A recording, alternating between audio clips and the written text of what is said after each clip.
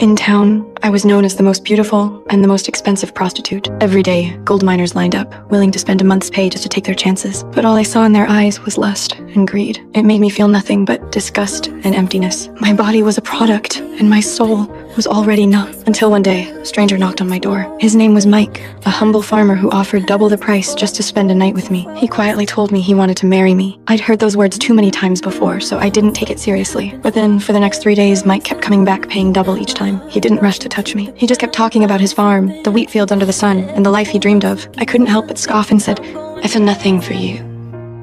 You're a dirt farmer."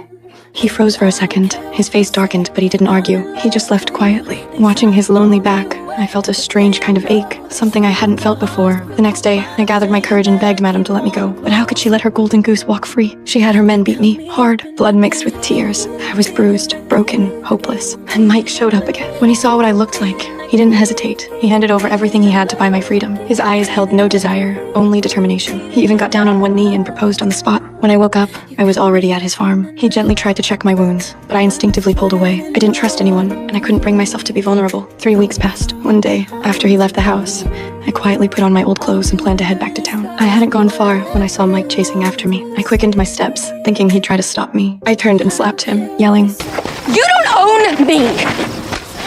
But Mike didn't get angry. He simply said, "That way's 19 miles back to the town you came from. This way's 1 mile home.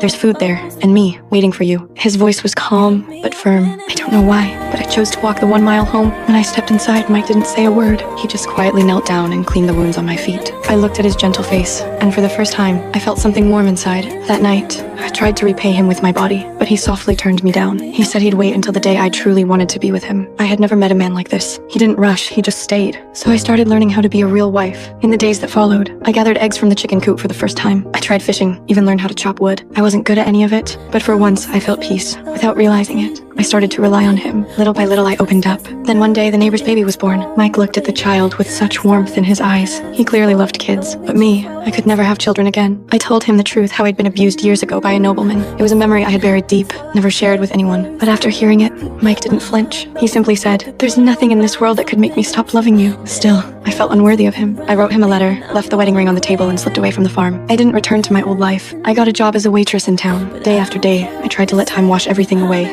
especially my feelings for Mike. 4 or 5 years passed. Maybe out of respect, he never came looking for me, but I never stopped thinking about him. Then one day, Mike's brother found me. He told me Mike hadn't been doing well. He had spent all these years waiting and never moved on. After hearing that, I finally gathered the courage to head back. All those years, I wasn't running from Mike. I was running from the part of me that still longed to be loved. But this time, I'm done running.